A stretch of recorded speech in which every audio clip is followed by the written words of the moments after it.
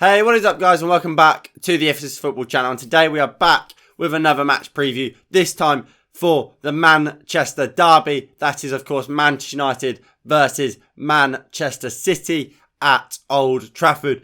Now, we will be doing a watch along for this game.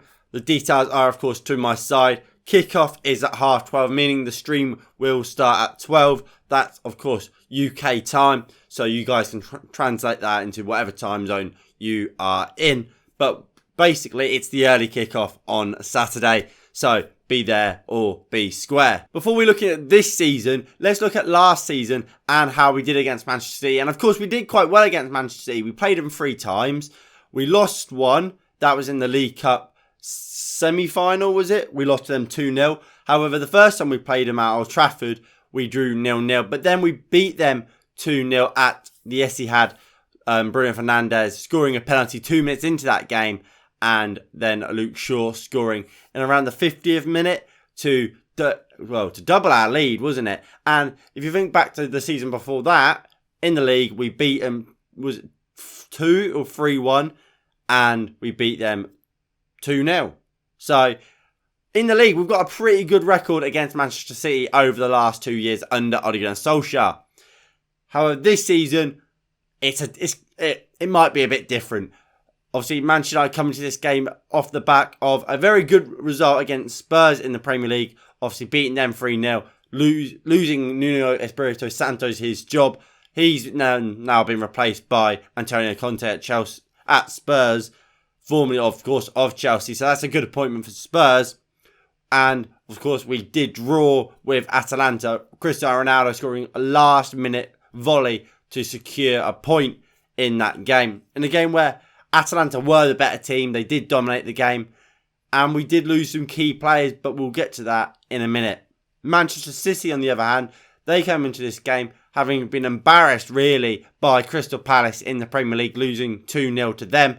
However, they did then restore return to form, really, smashing Club Brugge 4-1 in the Champions League. And they really just played Club Brugge off the park. They dominated that game and thoroughly deserved all 3 points in that match. Now let's go to team news. And what do we expect from Manchester City? Now, Man City are without Ferran Torres and Aymeric Laporte. Laporte is suspended in this game after getting sent off against Crystal Palace in their last game, while Ferran Torres has got a foot injury, so he will be missing today.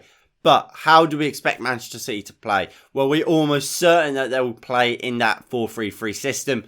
Probably they're going to have Kyle Walker and João Cancelo as the 2 fullbacks. Zinchenko, of course, could play at left back, but we expect Cancelo to play there with Walker on the right. We know these 2 fullbacks are absolutely quality. So, especially Cancelo, you can come into midfield and start dictating play, which is something we cannot allow to happen.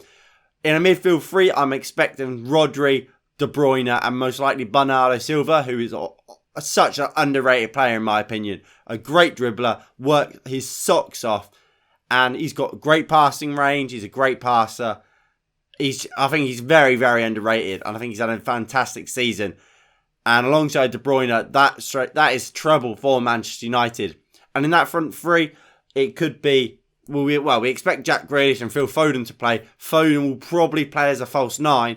It's just whether who plays on that right-hand side. Will it be Riyad Mahrez or will it be Gabriel Jesus, who has been playing fairly recently? Riyad Mahrez would be my option if I was Pep Guardiola. I think Mahrez offers more.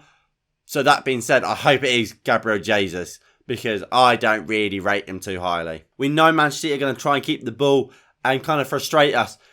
But that's how we allow Manchester City to do that from years gone by. And I'm not surprised, and I won't be surprised if we do the same today. However, that will be made a little bit harder with our team news. We know Paul Pogba's suspended.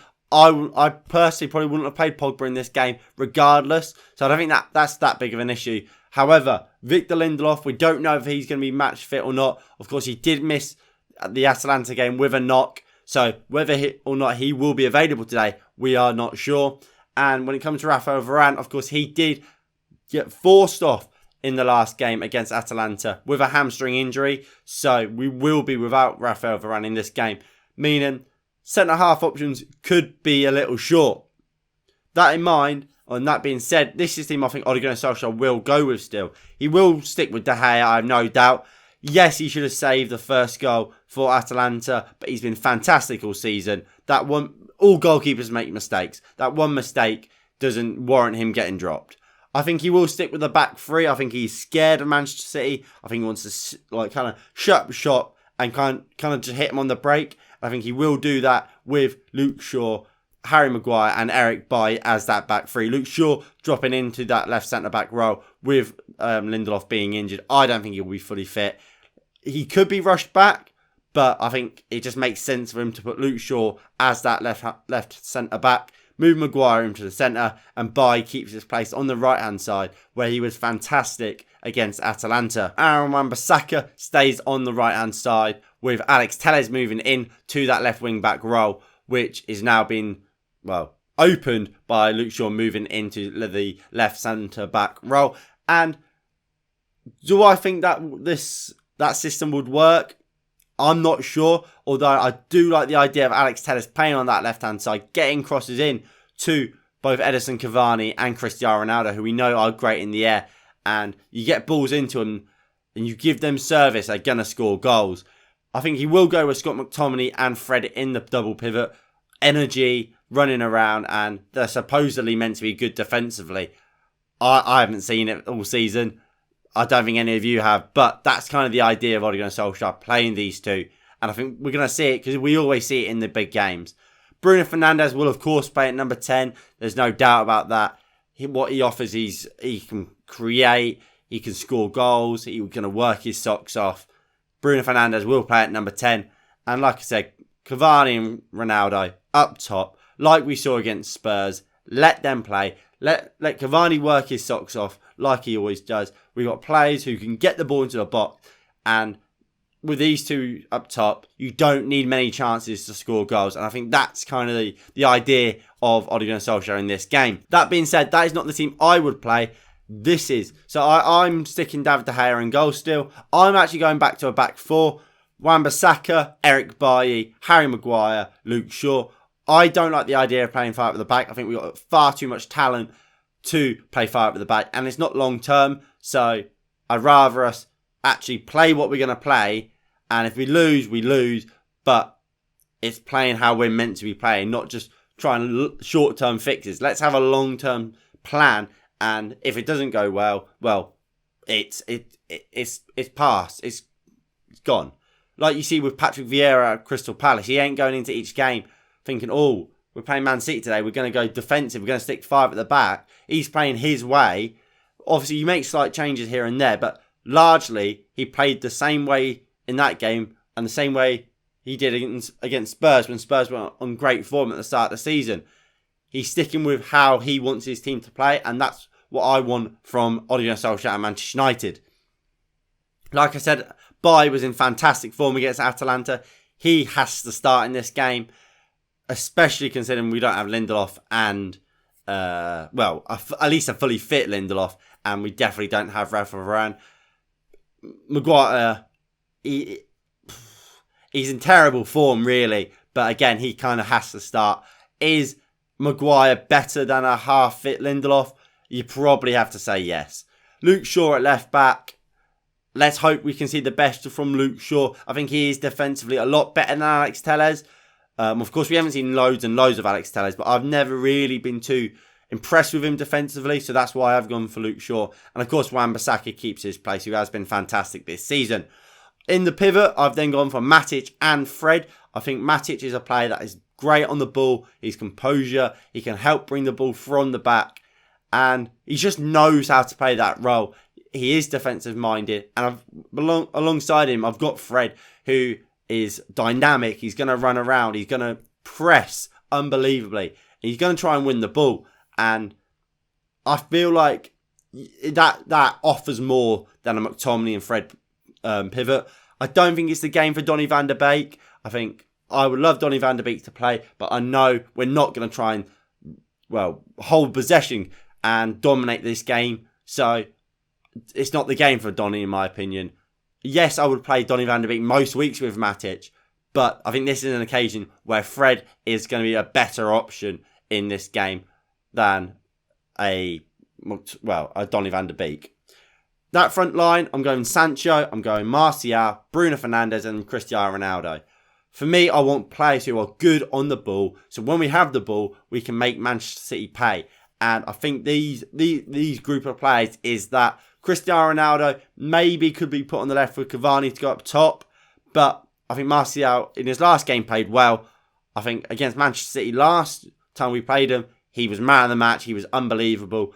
I think he usually turns up against Manchester City. So I would play Anthony Martial. Jadon Sancho, give him a chance. And let him, he came on against Atalanta and I thought he was fantastic. Let's just play him and let's see the best of Jadon Sancho. Bruno Fernandes is at 10. Of course, like I mentioned before, he's going to be hard working. He's going to be all over the pitch. And he's going to be providing for Cristiano Ronaldo up top, who he's a goal scorer. You don't need to give him many chances. As we saw against Atalanta, probably only had really 2 chances, scored both and won us the game. Well, drew us the game. But look, thinking about this game, it's going to be a hard one. We aren't favourites, are we? Manchester City are heavy favourites. However, it's a derby. It's a must-win. And like I said, we've got a good record over Manchester City in the last few years under Ole Gunnar Solskjaer. We usually beat them, don't we? It's like I said, it's a derby. Anything can happen. Do I think we will beat Manchester City though? No, I think they are too strong. They are one of the best teams in the league, let alone the world. So they are quality, but they do have a weakness. They don't have that reliable goal scorer, and I think that could help Manchester United in a sense that they don't have that guy you look at and think he will score today. You have players like Foden, you think, oh yeah, he could score. But no one like you think about Ronaldo or Sergio Aguero back in the day. You don't look at any of them for me and think, Phil Foden, he will definitely score. And that is kind of what giving me a bit of confidence. That being said, like I said, I don't think we'll win. I think we will get a draw though. So I'm going to go for a 1-1 draw. Anyway, if you have enjoyed this match preview, please do hit that like button below. Subscribe if you are new and you haven't already. That would be greatly appreciated. Let me know your predictions down below in the comments. And make sure you do tune in for the watch along. That starts at 12. Obviously, kickoff is at 12:30 on Saturday. Anyway, thank you all for watching. And I'll see you all in the next one. In a bit. Peace.